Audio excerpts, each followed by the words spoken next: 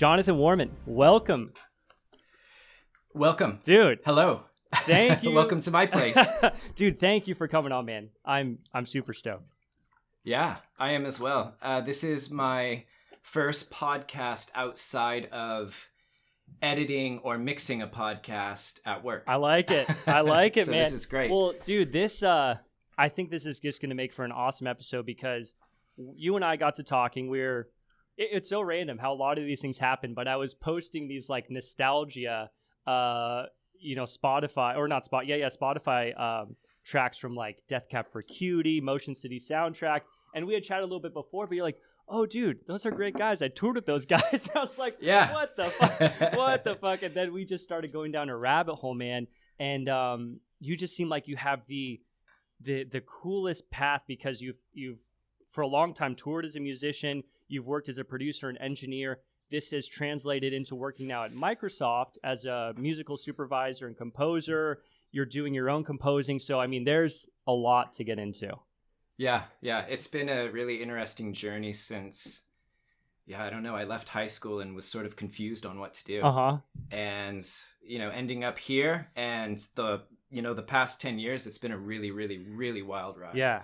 And so, going back to the nostalgia of some of your posts, it's funny because a lot of those bands I sort of like grew up on and was super influenced by, especially some of that really early emo, like Sunny Day Real Estate and the Get Up Kids. Oh, Get Up and Kids. Saves the Day. Yeah. Yeah, the Get Up Kids are probably the biggest one for me. And like really early Jimmy Eat World would be another one. And so seeing those posts, I had to laugh a little bit and smile inside. Oh, yeah. And be sort of stoked for a minute. Yeah. So, no doubt about it. Dude, Get Up Kids was the first show I ever went to. First show. Oh, no way. Yep. Okay, Yep. So same thing with me.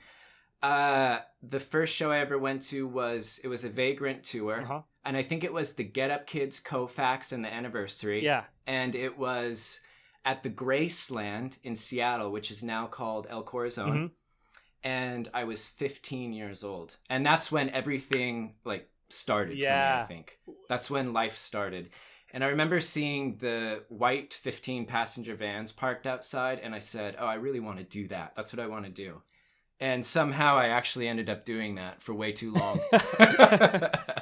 Way too long. Well, that's amazing, man, because that's everyone's dream in high school, man. That was my dream. Like I got into the bands. When I started actually playing a lot in a band, it was more like post-hardcore stuff, but that's the dream, man. Getting in those white vans, you see the videos of the bands touring around, you're like, that's what I want to do. So what was that? I mean, what was that like from someone who's lived it?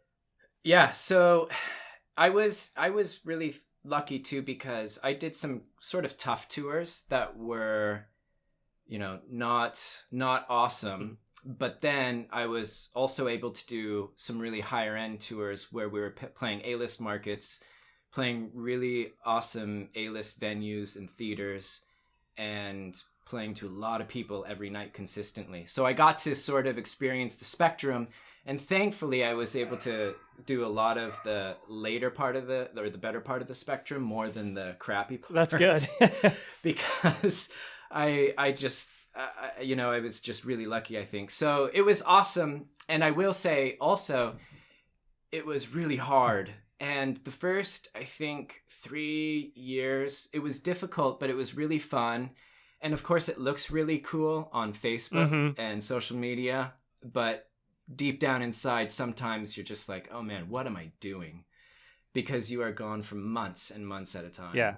And while it's really fun and it feels good, you're sort of missing home sometimes. So it was a little bit of both. And I thoroughly enjoyed it for the first, I think, 3 or 4 years. And then it started to get a little tough after that. Yeah.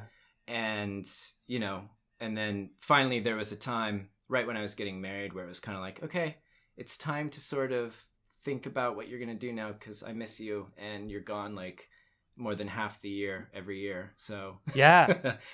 And luckily, I had been working in recording studios as a producer and engineer. So I was able to sort of take some of those skills and transfer them to another gig, which is sort of where I've been for the last 4 years. But if you want, we can back up a little bit, and we could talk about some of the bands I played in, and some of the tours I went on. My very, very, very first band experience was, I grew up in a town called Cedar-Woolley, which is in the middle of nowhere, but it's really close to Bellingham, which is sort of a cool artistic town, which is also close to Anacortes. And there was a really cool, vibrant music scene going on there when I was in high school. And so I fled to there a lot. And my first real band was a band called The Lonely Forest, we were out of Anacortes. And I did that up until like my early 20s, right before I moved to Seattle.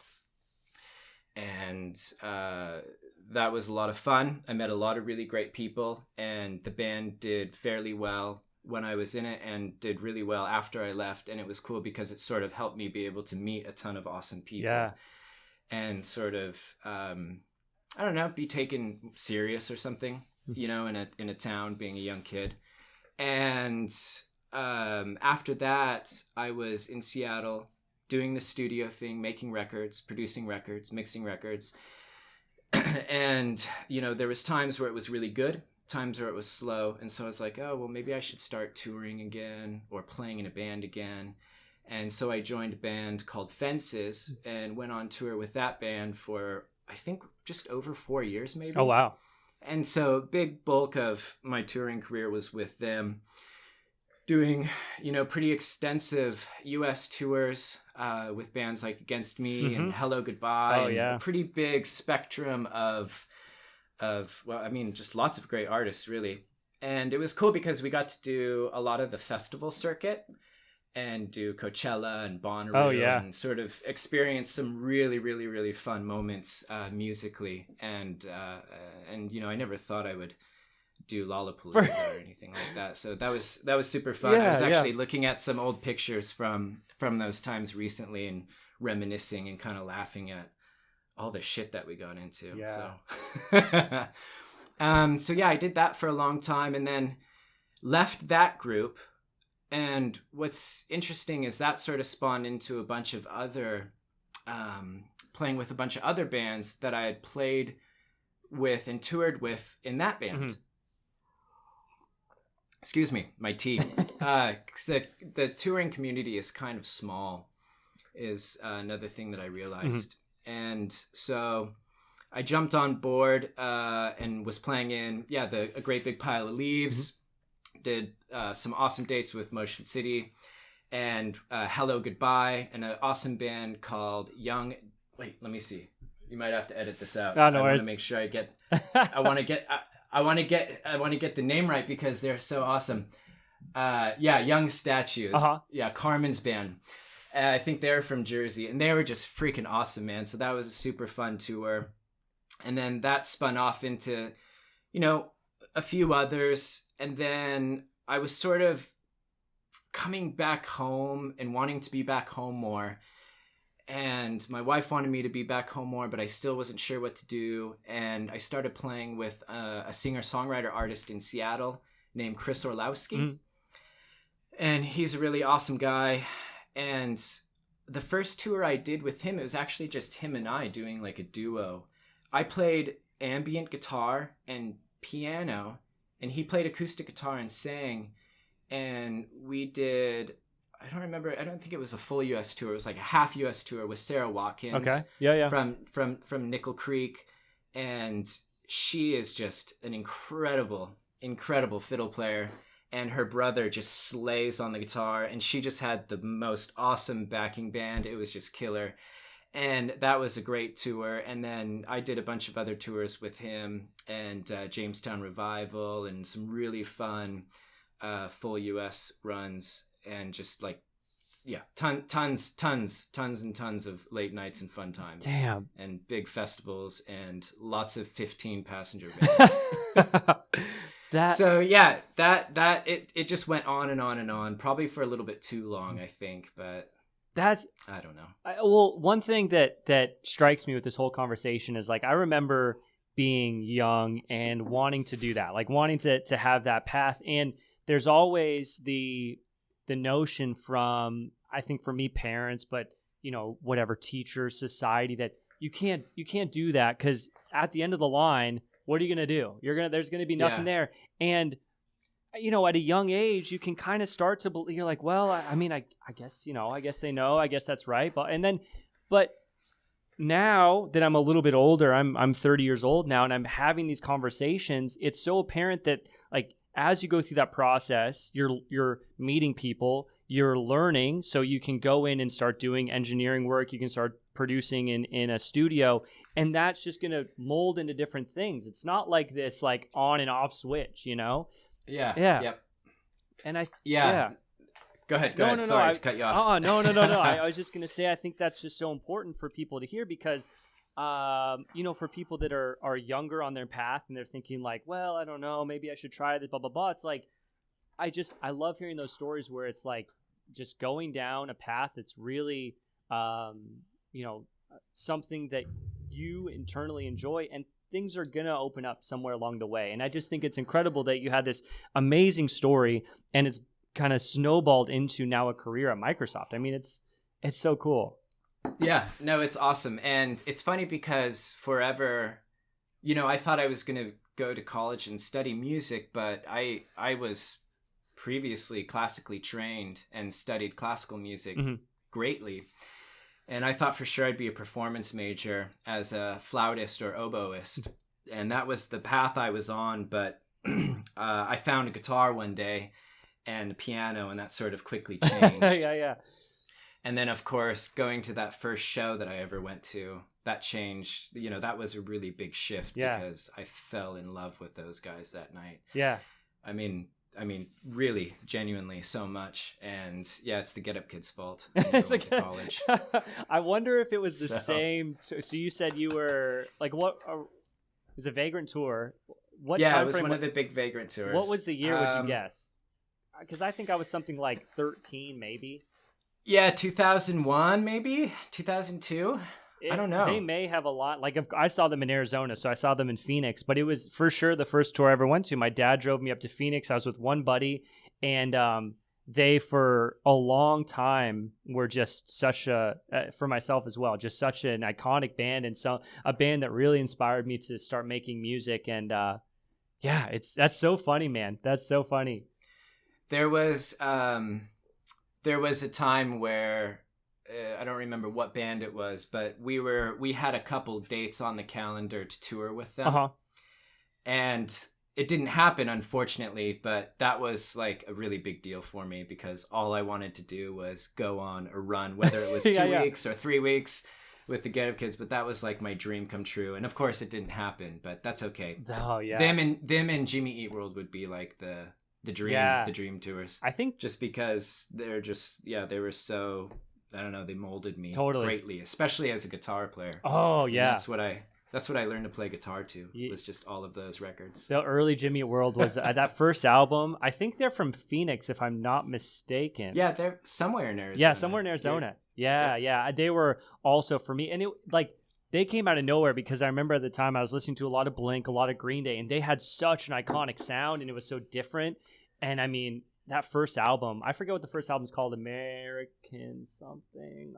My memories. Are you thinking of Bleed America? Bleed America, yeah. Was that the first album? Well, no. That was like the blow up. I think Static Prevails was the first one, then Clarity, then Bleed America. Oh, okay, yeah. Well, that Bleed America album was like you're right, because that was the one that like blew up, Yeah. So that's where I came in.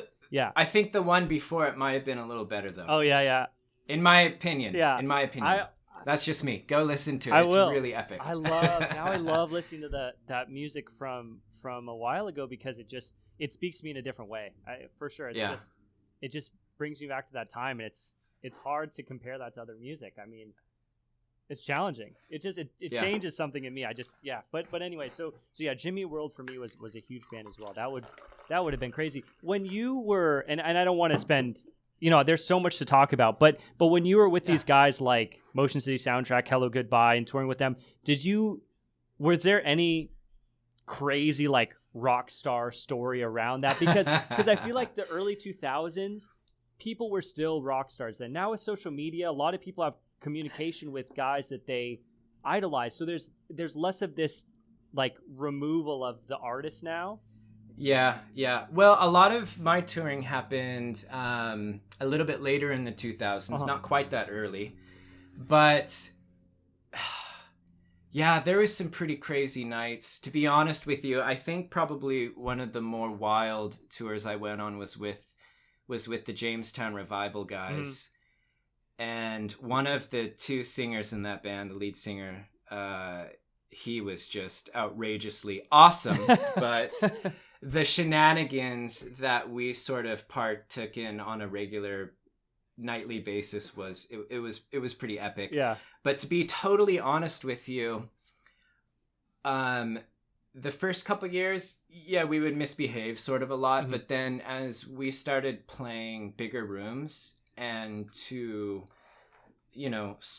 sold out shows, playing to thousands of people every night, and I was always brought in more of like a hired person. So it's a job, and you get up really early usually, and you go to bed really late. And so I was actually sober for a lot of it. But I definitely had moments, and some tours were worse than others for me personally, but it wasn't really actually ever too crazy. Well, it was I tried to keep it mellow personally. Didn't always, but for the most part I think I did. I mean, also now it makes a lot of sense because later on in life I've learned that this thing, to do this thing with music, to write really amazing music and iconic music, isn't just some happen chance thing. So my understanding is the guys you toured with and the bands you played with are working really, really hard to make really, really good music. So it's not like party. It's a dedicated craft. So there's this difference between maybe what people think is going on tour and what's really happening with these guys that are super, super dedicated. Yeah. It's true. Yeah, there's definitely moments where we would always have fun, but we tried to walk a pretty straight line too. When you have to drive 8 hours a day before you play a show, you don't want to feel too crappy. Right. So yeah, a little bit of both worlds. Yeah. So yeah. So I did that for quite a while, and one of the things that I did in between tours a lot was I would make a record with a local band and then go back out on the road, come back, make a record, go back out. And then so when I was and I was working, off and on at a couple different studios as a house engineer also, which was really fun to do for a while here in Seattle. But yeah, so when it was time to sort of hang up the hat of that life, and that's sort of right before I got married, I was able to take those studio and engineering skills and sort of take them somewhere else's, and that's what I did. And I landed, oddly enough, working at a production facility at Microsoft. Right. So specifically as an audio engineer, and so I did that for about 6 months or so, off and on. And then there was a music supervision program that was sort of formed already, but one of the managers there wanted to grow it, and he knew that I had this history of music and touring and working in studios, and so he asked me if I wanted to sort of take the position and head up the program. And so that's what I've been doing for the last 4 years or so now, actually, which has been really fun.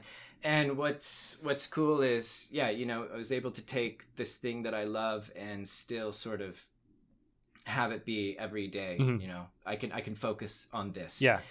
And what's really cool is when I started there, that's when the composing the composing switch sort of turned on for me, right?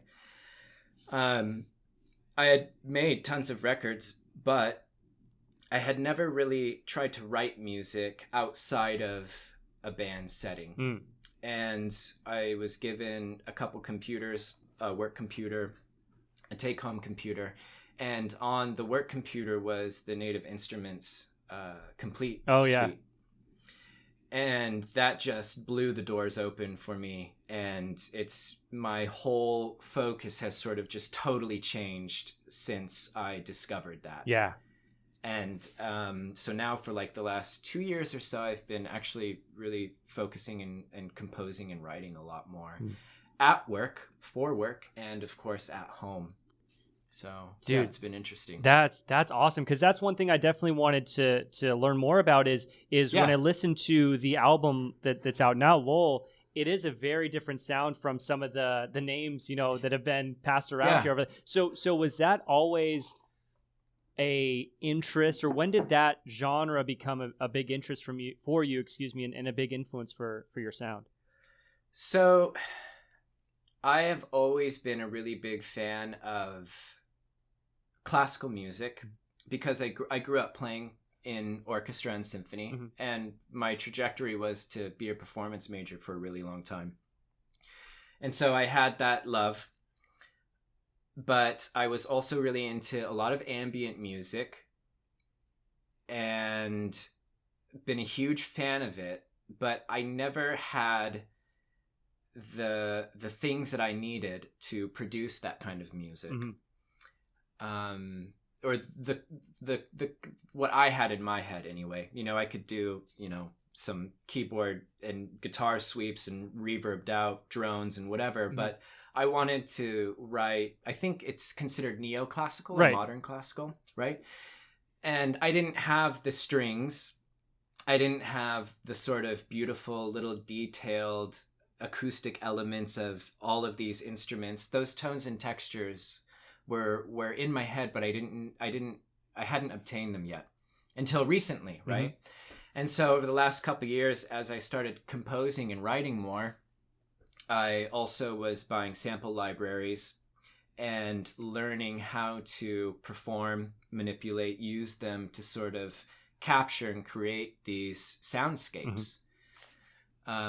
Yeah, so am I answering that question? No. I don't know. Absolutely, dude. It's because it is fascinating. I mean, I think that as a genre is gaining more. It's funny. I think Jacob Pavic, he was on a few episodes ago, and he nailed it. He was saying that like everyone is playing this music, but no one knew like they were solo working on it themselves, and then suddenly everyone's like, oh, we're all making the same music, and then it becomes this thing, you know. And I love that. It is totally the genre. It does seem like there's a lot of people doing it, and I didn't realize it because I had been doing it for quite a while, but I never released anything. This is that record is my first release as a solo artist, and I'll tell you the back end story of it in just a minute. But as I released it, I was realizing more and more, man, it seems like there's a ton of artists in this world, and I didn't quite realize that until recently. And the other thing that's kind of funny is I just joined Instagram as in like a month and a half ago. And so that's sort of opened up too. It's like, oh wow, there's a lot of people interested in similar things that I am. Yeah. And it's kind of funny. I guess that's what happens when you're not on social media for so long. But now I'm realizing it's just like, oh wow, this is really fascinating. And then there's all these like beautiful accounts that support and follow and sort of showcase all these artists in this similar genre that I've been, you know, very interested in and have sort of quietly been a part of and writing within. So yeah, it's fascinating. Yeah. It's very cool. The Instagram thing is fascinating because I completely agree. Though for me, it can be totally captivating and take up too much time of my life. And there's a lot of negative sides of it for sure. But the one thing that's amazing is it will introduce you to people that like the same thing as you. They could be all over the world, you know? Yeah, absolutely. Yeah. No, it's great. And just in a short amount of time, you know, I've actually had a handful of people reach out that have wanted to collaborate and write together, and some small documentary films have wanted to use some of the music and things like that. And so it's been really positive, and a lot of that just happened within like the first week. Yeah, dude. And it was just like, oh, this is so strange. Why didn't I do this a long time ago? Yep. it makes perfect sense to me, man, because like I go and listen to your music, and it is incredible, man, for real. And you can tell that there's a lifetime of music behind it, like very skilled in how you put everything together, where it needs to be it needs a platform, like it needs to be showcased for thank sure. You. Yeah. And I'm I learning. really appreciate that. Absolutely, man. And I'm learning more and more about this world with social media today, because it is like just a couple episodes back with Kyle McAvoy coming on and speaking about playlisting on Spotify and starting Sonder House and all these different things. The music has to be number one. I mean, that has to be, the central focus. But then there's like these whole games that are played around social media to showcase music. And it is like, it's this balancing act between everything. And when I heard your music, I was like, oh my God, this needs to be on like every modern classical playlist out there, because it's beautiful. Oh, I really appreciate that. Thank you. What's funny is, did I tell you the in our email, did I tell you how that whole thing was created originally? Oh, okay. So the whole record was actually sort of almost entirely made. And so my son, who was just born, like he's 10 months now. Mm-hmm. So a couple weeks after he was born, when we would put him down to sleep, we would play nature loops. So water, waves, birds chirping, things like that, for him to fall asleep to. But all of the loops were only like 3 or 4 or 5 minutes long. So not quite long enough to, enter a sleep cycle and sleep steadily. And then it would jump to a new loop and you would be disrupted. Mm-hmm. So what I did was I created these really long loops of nature for him to sleep to. And then I started to put piano to it for some reason. And then I started to put strings to it. And then all these other things. And so what that record is actually was just these big long ambient loops that I made for my son to sleep to. Mm-hmm. And we had a big snowstorm here in Seattle. And I decided during the snowstorm, I would add a little bit of piano here, some string swells here, a melodic moment here. And then I did that over the course of the snowstorm, mixed it, mastered it, and then released it within a couple days. That's incredible. And, yeah. But the origin of the whole record was a sleep record for him. Mm-hmm. That's all it was. Right. So yeah. That's where it came from. Very strange, but I don't know. No, that's an awesome story, man. When he grows up, you'll be able to mention, hey, I made this so you could sleep. That's so cool. And I would imagine as he grows up, you're probably going to have a musician on your hands for sure, because playing that music. See. Yeah. We'll see. Yeah. We'll see. It's definitely, he's around a lot of really fun music right now, especially with all the composing that's happening in the house. So yeah, it's good. Oh, that's awesome. And that I'm actually, like, as you mentioned that, just blown away by the approach and then like the frequency at which it was. But you've been playing music your whole life, so it makes sense that it's like when you're having that snowstorm, that was maybe like a very creative, you're indoors, no one's going anywhere, so the creative juices are flowing and you can just kind of sit there, put everything together and knock it out pretty quickly. Yeah, it was fun. And a lot of it was already sort of made for him, and I didn't do a ton of rewriting or editing, and I really just let it sort of be what it was. And I didn't overthink it either, and I think that was what really helped have it come to life so quickly and easily. Was not overthinking it or trying to be too much like this artist, or just being myself, let it go. Right. So that's one of the things I battle with, especially like what is the last Olaf Arnold's record? I was just like, oh my gosh. Yeah. So beautiful. And I've been writing a lot of songs with a lot of similar sounds and textures and tones, but not with quite the connectivity that he does. He is just so awesome. But it's really hard to sometimes, I just really want to try to capture this thing that this person captured, that I'm influenced by them so much. But no, I have to just push that out and just do my own thing. Oh yeah. And let it go. And so that was good. It was good to practice that during the making of that record, for sure. Yeah, it is challenging. I've definitely done it myself. Like when I started getting real serious about music production, I sounded exactly like a wannabe Deadmau5, and it just didn't go over well at all. But it is tough to have these influences and be listening to music that is just, so powerful to a person, and then work on, removing yourself and curating your own sound and such. But one thing I did notice when I was listening to your music is I really felt like maybe it was the bias of understanding the bands you had come from, but I really felt like I was picking up on different influences of different bands over the years. I really did like for whatever reason, the first thing that came to mind as I was listening to it, and it was like modern classical and ambient, but I felt like a little like Arcade Fire in there in a great way. I mean, I'm a huge Arcade Fire fan, so I was like, wow, this is, for whatever, just like some influences of like indie music, and I think it made for a really cool fit. Really awesome. Yeah, great. Thank you. Yeah, thank you very much. Absolutely. Yeah, no, the composition journey has been really fun so far, and I already have probably like maybe an album and a half worth of material already that I'm slowly chipping away at, and I want to just start releasing it because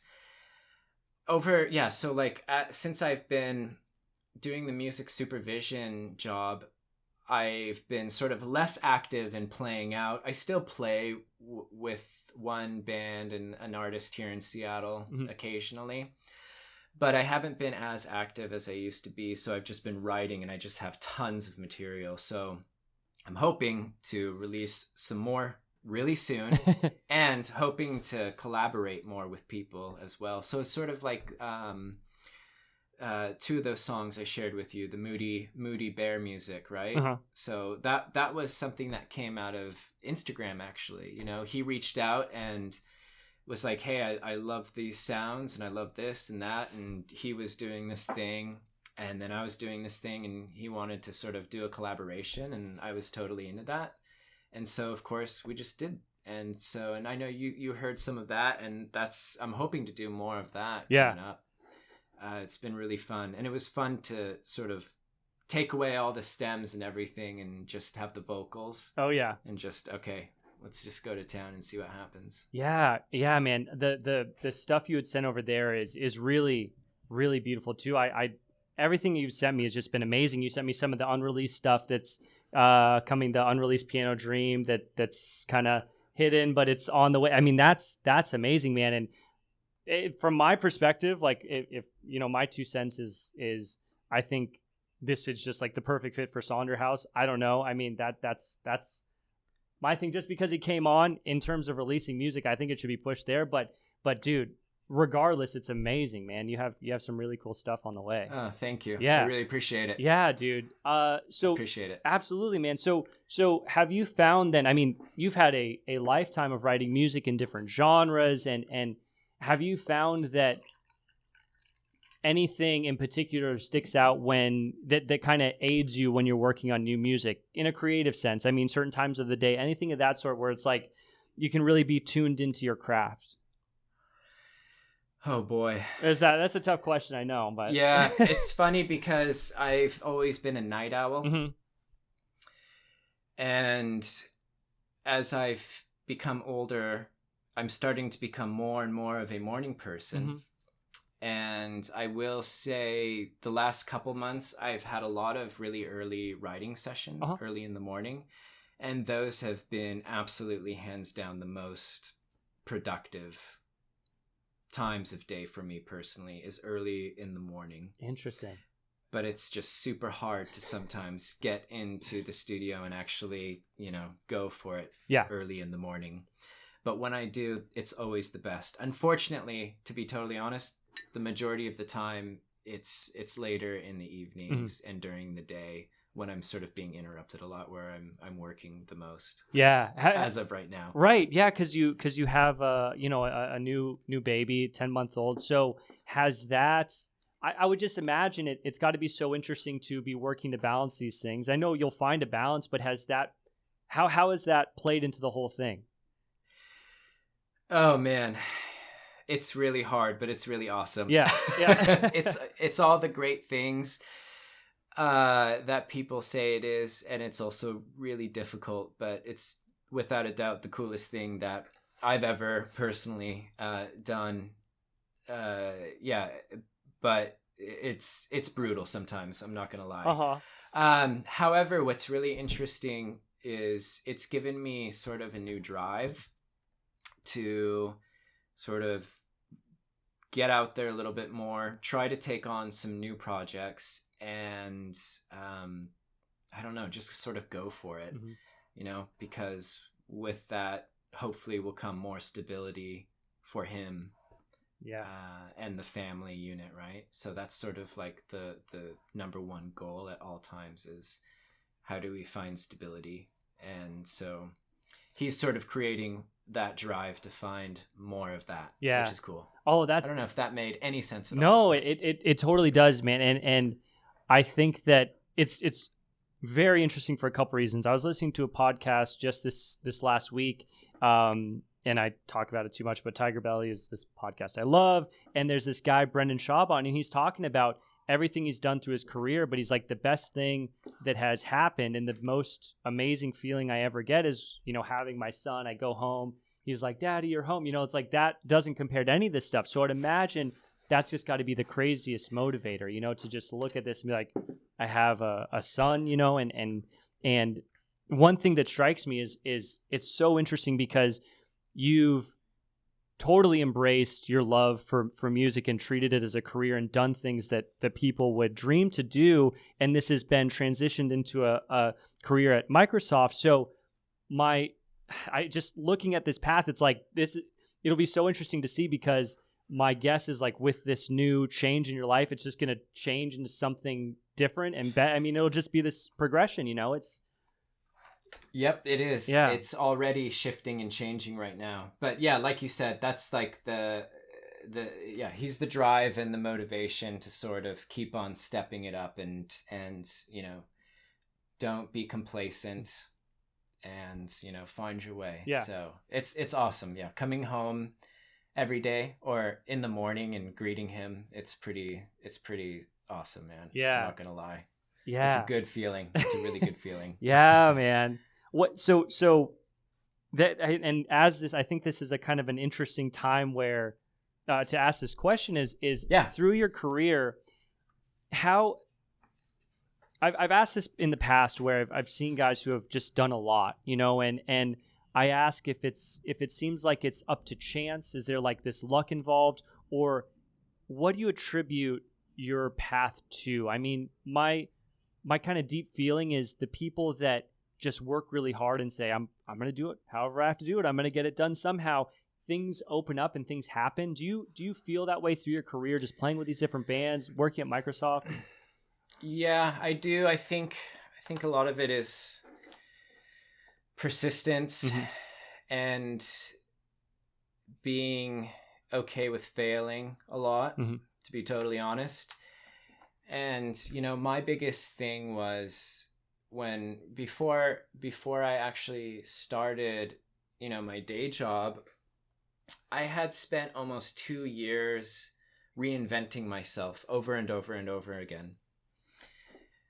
And nothing was sticking or landing or happening. And it was really difficult for my wife and I, but I just kept on doing it. And, I could have kept on probably touring and working in the studio, but I wanted to sort of achieve a different level of stability than I had experienced in the past. And so I just, I was persistent and I reinvented myself until something finally stuck that made sense. I think sometimes it's luck. I think sometimes it's hard work. I think it's a combination of who you are and, everything from what you've done in the past to your communication skills to your portfolio, your reel or whatever it is, right? Yeah. So I think there's so many factors. Yeah. It's so interesting to hear that, because I just, from a perspective where someone's looking from the outside in, it comes down to that process where it's like having these goals, you kind of want to get to this higher level of stability. And it was a 2-year process, as you mentioned, to reinvent yourself and make it happen, and relentless work, I'm assuming, to do that, but that's the stuff I love, because it ends up where these conversations become more about persistence, as you mentioned, and hard work and having something you want to work towards and just really working hard at it opens up these things. I love that. Yeah. It was pretty brutal at times. And To be honest, even right now, I'm sort of going through that sort of as we speak, actually, the last couple months. And even right now, I have a couple things that I'm working towards, and I've had a couple like huge letdowns even recently. And it's a little bit easier to deal with because I'm really blessed to be in such a great spot at the moment. So, yeah, maybe these things didn't pan out, it didn't happen, or this contract prevented me from being able to do this thing. It's it's still happening. So, but it's just like, yeah, what do? You just keep on going. Yeah. I don't know what else to say. Just don't be complacent and don't be lazy and try to keep on moving forward. Yeah. It's easier said than done too. Oh, that is for darn sure. Yeah, for sure. It is. And that's one thing that I love echoing and hearing on or speaking about during these conversations, because that seems like what it comes down to. It's just it's harder to do sometimes than to say, but it's just working through that and continuing on your path and just trusting it and working hard, and things for whatever reason end up opening up in some strange way. I mean, for you to be here today, working at Microsoft and having this really cool position, what would you say to guys out there today kind of trying to make their way with music as a career? I mean, there's so many different facets of music as a career, but what, have you seen certain things that people exhibit where you're like, these are needed qualities to Oh man, that's tough. I know. Yeah, no, it is really tough. I think it's good. Sorry, I don't know if you can hear all my dogs barking. No. Dogs Okay, are good. accepted. Dogs are accepted. Dude, I've got a couple wiener dogs upstairs that are so loud. I mean, yeah, it's so hard because I don't know. I think there's a lot of, I don't know. I'm trying to think how to answer that, man. I don't know. I think being a realist is really important. Mm-hmm. And, making sure that you're being realistic at all times, mm-hmm. which is really hard to do, to be honest, because I get to dreaming and I have my head in the clouds constantly. Yeah, same. And you can be quickly, devastated when you're in that frame of mind sometimes. Mm-hmm. But I don't know. Music is so hard. It's such a weird world, man. Yeah. It's so weird. I mean, I think, I don't know. Dalton, I don't know, man. You stumped me, sort of. Well, the reason I ask is because I'm sure you saw guys through your career of touring that kind of picked it up and they maybe like did one round of tour and then they just kind of fell off, and it's like, yeah, totally. Yeah. That happens. Oh yeah, absolutely. And then there's some guys who just don't stop doing it. I don't know how they do it, to be honest with you. Yeah. I don't know how on earth they do it. I don't know. My whole thing was, where can I fit in Seattle? Now, of course, there are areas or markets or cities where you can go and there's so much opportunity mm-hmm. to work in music in so many different facets, right? If you're in LA or if you're in Nashville, I mean, holy crap. Yeah. You can do so much.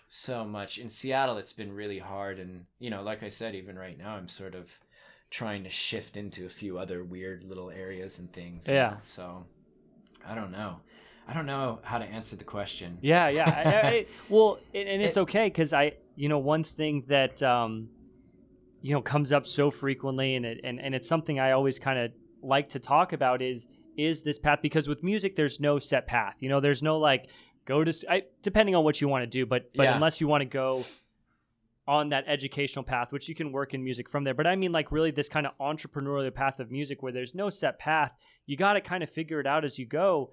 And it's just always such an interesting conversation to hear from people who have done it and made a life of it and really kind of disprove the notion that it's like, oh, you can't do it. It's a nowhere road, music, you can't. Yeah, it's not necessarily that true. It takes persistence. You have to be creative in the path you take. And I think one thing you were mentioning is you have to, I think kind of what you're getting at is you have to really be a realist and understand what you're gifted at and what you're good at, and emphasize those things and work really hard at that. Because like if I was going to say, okay, I'm going to go be a center in the NBA, it's never going to happen. You know, it's like it's I can work on it for a million years. It's never ever going to happen. But you have to be genuine with yourself and a realist and say, okay, you know, what do I have what am I okay at doing? What am I good at doing? And then if I do those things, does it bring fulfillment? Okay, you've checked off a couple things, and then just hit that thing as hard as you can. Yeah. No, right on. Absolutely. Yeah, I think just being a realist is really important. Yeah. No, I mean, if you don't, it's really hard. It's just a really hard business through and through. Yeah, I think personally. Yeah, but the alternative is, I think, you know, it's funny because I kind of went that path. You know, I had this just burning love for music when I was young. I pretty much abandoned it to try and build a career, and I did a lot of different things and landed on engineering, got that degree. But now as I work, I'm realizing like it's not fulfilled. Like one of the check boxes in that process was like, does it fulfill you? And it just, now I'm done. I'm like, okay, so now I'm back to my roots with making music, and podcasting around music is just super fulfilling. But it's that, like, the alternative, if you don't go down a path that really speaks to you, it's going to be really hard anyways. Maybe it's more stable, but then it's like every day is, you know. Yep. I totally know. I totally understand. Yeah. I mean, and I think it's, if you consistently try to grow, you know, like sort of some of the things I was telling you about earlier, you know, right now I'm gearing up to, you know, do a video game score. You know, so there you go. It's like, I never thought in a million years I would do that. Yeah. But it's putting yourself out there and just trying to do some new things, right? Yep. And of course I had 30 fails before this finally took off and started to happen. Yeah. But you just got to keep going. Yeah. I love that, man. And you know, this one, you go through the 30 fails, and then you get this, and then that opens a whole other set of doors, you know, and there's a bunch of people that stopped at fail number 3, you know? Yeah. And I think you would probably agree that this world becomes smaller and smaller over time because you start knowing the people that are sticking with it, you know? Oh, yeah. Oh, definitely. Yeah. Absolutely. Yeah. Absolutely. 100%. I mean, even, what was it? I was on a conference call 2 days ago with a creative lead who is also in a band. This band was sort of prominent in the, I don't want to date them and say early 2000s, but maybe something along those lines, mid 2000s, 2005-ish.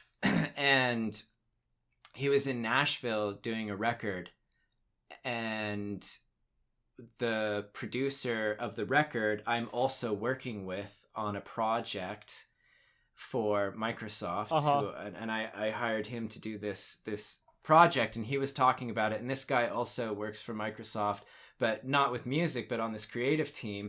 And then it was just like, oh, that's so weird. But yeah, it's such a small world. Yeah. And the people who kind of still keep on keeping on, it's just like, oh man, everybody knows each other. It's crazy. Yeah, man. It's really, really, really funny. Yeah. I love it, dude. And I just, I think that's so cool because it becomes this world, as you mentioned, like everyone knows each other. It's all the people just continue to stick with it, you know? And then having those connections and meeting people, that's what opens up the next door, whatever it is. And yeah, exactly. Yeah, man. Totally. Yeah, dude. Man. No, go ahead. Yeah, sorry. No, you go. No, I had nothing. I really didn't. I was going to say, what else? I don't know. Dude, this has been for real amazing. Honestly, dude. I was excited once we started chatting on Instagram, talking about everything, and then you and I were just hitting it off so easy. I was like, this is gonna be good, and it has been, man. I loved this because it, for me personally, it's seeing a little bit into this world that I always wanted to do when I was young, and it's fascinating, man, for real. And with the music now that you're working on today, I genuinely feel like it's amazing, and I'm very excited to see what comes in the future, man, with future releases. Oh, yeah, thank you. Yeah, me too. I'm eager to get them out the door. Yeah. And on Spotify and streaming sooner than later. Yep. So Yep. Well, yeah, no, it's interesting. Well, let's do. I mean, if you want, whenever the releases come out, we can wait 6 months, a year, whatever, around release time. Whenever that is, we should do another one, man. Oh yeah, dude, I would totally love that. Round 2.